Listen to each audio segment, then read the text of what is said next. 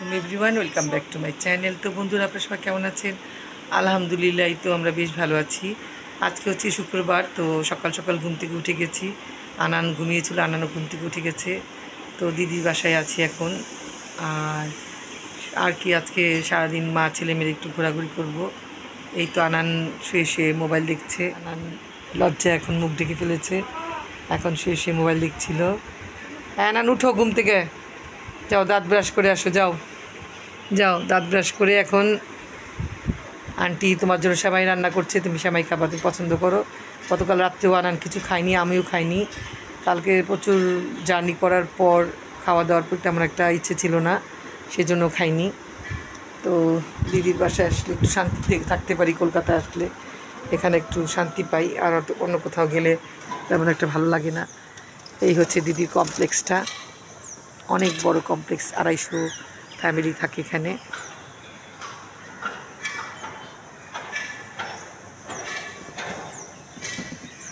বিশাল বড় কমপ্লেক্স, খেলার মাঠ থেকে শুরু করে সুইমিং পুল, তারপরে কনভেনশন হল সবই আছে।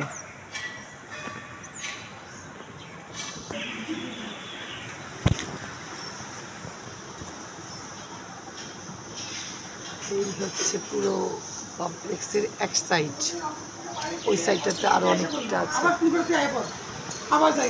হ্যাঁ হ্যাঁ, চা করতেছো?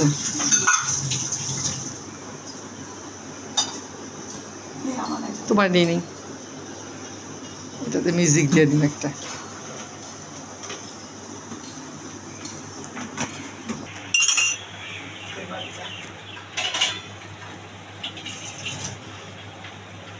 তোমার বাসার চায়ের ফ্লেভারটা কীরকম?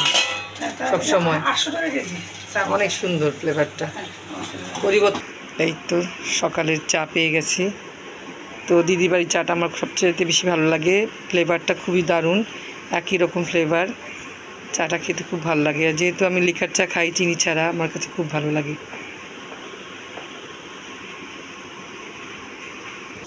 এই যে আনানে ব্রেকফাস্ট করছে। আমার মেয়ে স্কুলের এতগুলো বাচ্চা মেডিকেল দিচ্ছে, একটা বাচ্চা মেডিকেল পায়নি। চলে এসেছে দিদি আনানের পছন্দ মতো লুচি আর সেমুই করেছে। তো আনান এখন খাবে। এই আনান খা। আনান সেমুই খুব পছন্দ করে। তো সকালেই জিজ্ঞেস করেছে আনান তুমি কি খাবা, তো আনান বললো যে সেমুই খাবো আর লুচি। তো দিদি তাই করেছে, সেমাই আর লুচি বানিয়েছে।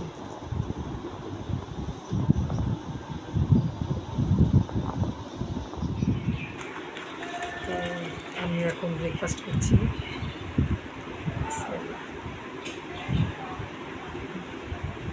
সেমাইটা অনেক মিষ্টি হয়ে গেছে না?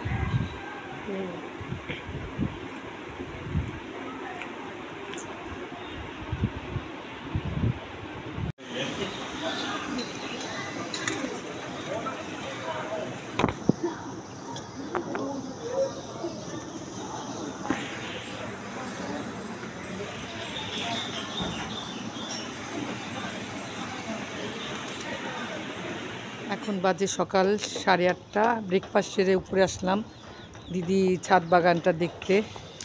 তো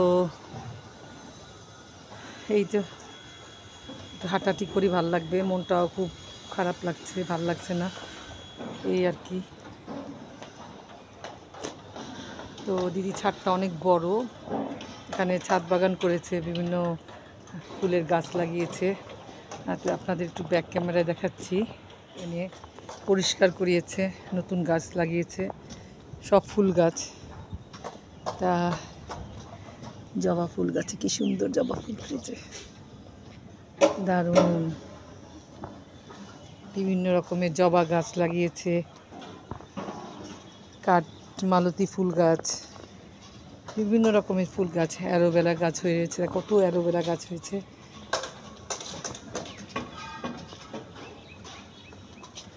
মোটামুটিভাবে খুবই সুন্দর, বিশাল বড় ছাদ। ওই সাইডটা হচ্ছে বেহালা,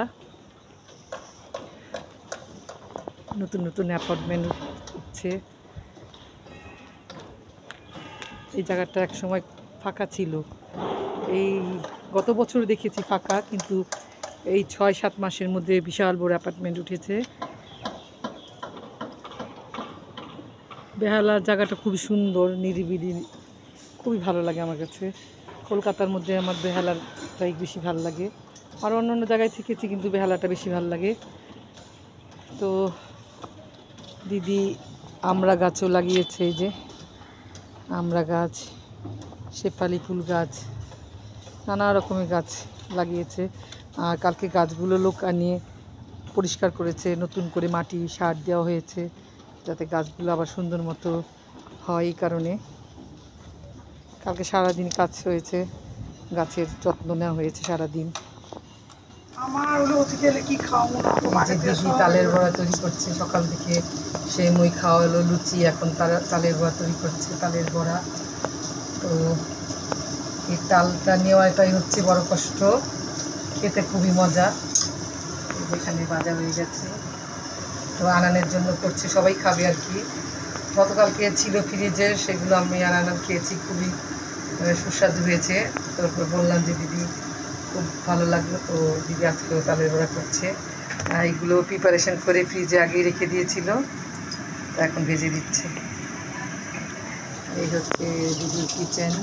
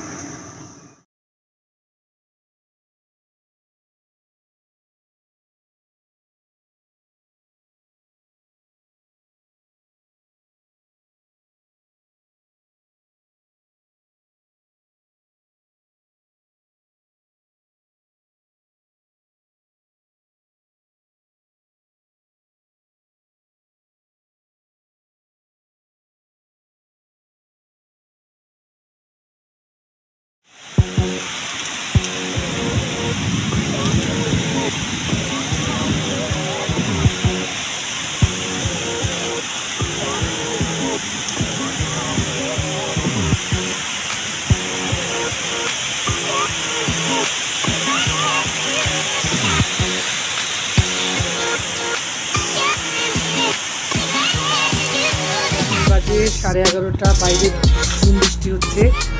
আর দিদি আমাদের চিকেন পাকোড়া বানিয়ে দিয়েছে। এই যে আমি আর আনান চিকেন পাকোড়া খাচ্ছি, হ্যাভি টেস্ট হয়েছে। এই যে আমি আনানকে খাইয়ে দিচ্ছি, আনান গেম খেলছে, আমি খাইয়ে দিচ্ছি।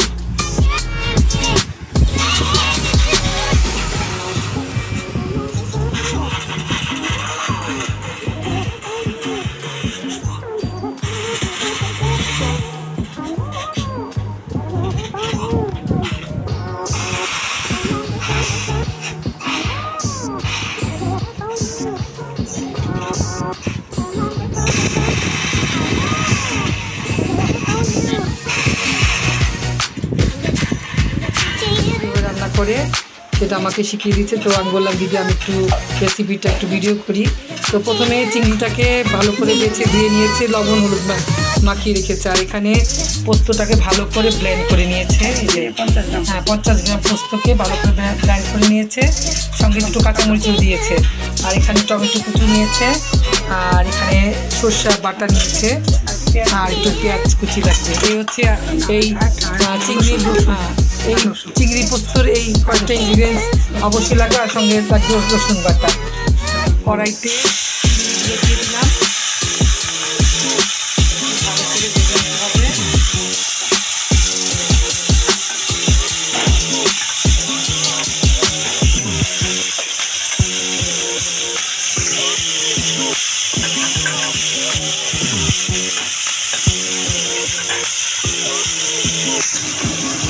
তো চিংড়ি মাছটা 1 মিনিট করে পিঠ ভেজে নিতে হবে। আর চিংড়ি মাছ বেশি ভাজলে শক্ত হয়ে যায়, সে কারণে অল্প ভাজতে হয়। কড়াইতে আবার একটু সরষের তেল দিয়ে নেওয়া হলো, তেলটা একটু গরম হচ্ছে।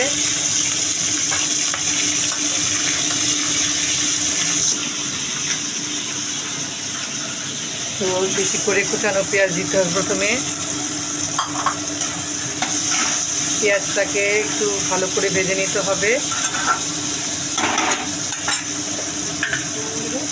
সঙ্গে একটু লবণ দিলে পেঁয়াজ ভাজাটা পেঁয়াজটা তাড়াতাড়ি মজে যায়, নরম হয়ে যায়। লবণ দিলে পেঁয়াজটা তাড়াতাড়ি নরম হয়ে যায়।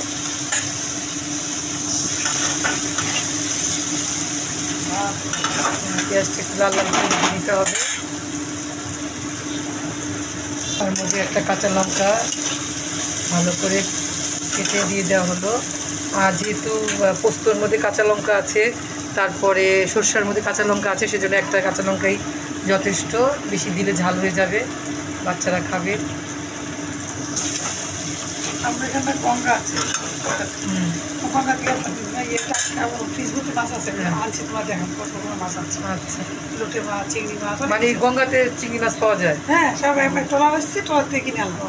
ট্যাংরা, তারপরে কি জানা বলে বিভিন্ন রকমের যে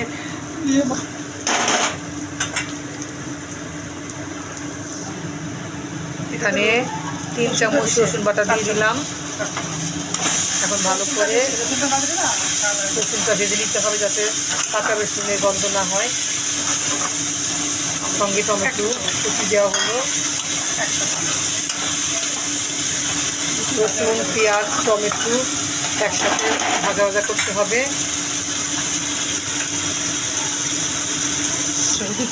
পোস্তর সাথে 2 চামচ সর্ষে বাটা দেওয়া হলো। ভালো করে এখন মিক্স করতে হবে।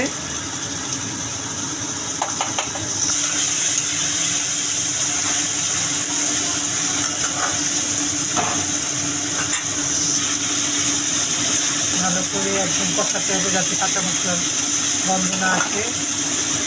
একদম ভালো করে ভাজা ভাজা করছি।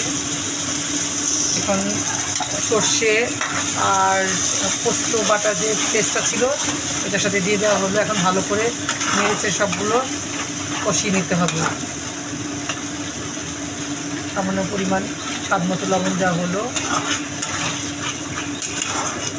তার মধ্যে চিংড়ি মাছ দেওয়া হলো। ভালো করে নেড়েছে এখন কষিয়ে নিতে হবে। চিংড়ি পোস্ত দেখেই মনে হচ্ছে খুবই মজা হবে, দেখতে সুন্দর হয়েছে। এভাবে রান্না করে খেলে মজাই হবে। আমি বাসায় যেয়ে ট্রাই করব। আর পোস্তটা হচ্ছে গিয়ে পেট ঠান্ডা করার একটা উপাদান। পোস্তর দামও অনেক, কিন্তু খেতেও জমতেছে। হ্যাঁ, সুজি ভেজে দেয়, হ্যাঁ, ইয়ে করে 2 নম্বরই করে, কিন্তু এটার মধ্যে 2 নম্বরই কেন, চেকে পোস্তটা খুব ভালো। তার মধ্যে পোস্ত বাটার জল দিয়ে আবার একটু নেড়ে চেড়ে দিতে হবে।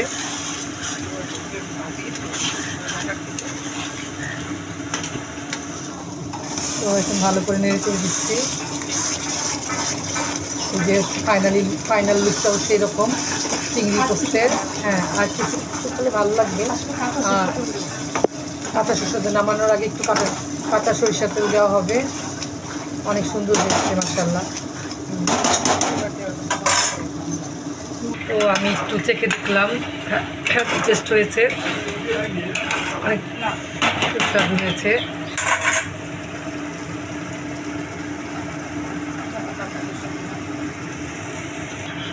তো নামানোর আগে একটু কাঁচা সর্ষের তেল ছড়িয়ে দেওয়া হলো। আরও এভাবে করলে খুবই মজা হয়। আমি একটা এবার যে বাংলাদেশে যে হ্যাঁ, রান্নাটা অলমোস্ট ডান হয়ে গেছে দিদি বলছে। তো আমি বাংলাদেশে গেলে অবশ্যই এভাবে রান্না করবো। আর আপনারা যারা যারা দেখছেন আমার ভিডিওটা অবশ্যই ট্রাই করবেন, ট্রাই করে কমেন্টস করে জানাবেন কেমন হলো। হ্যাঁ,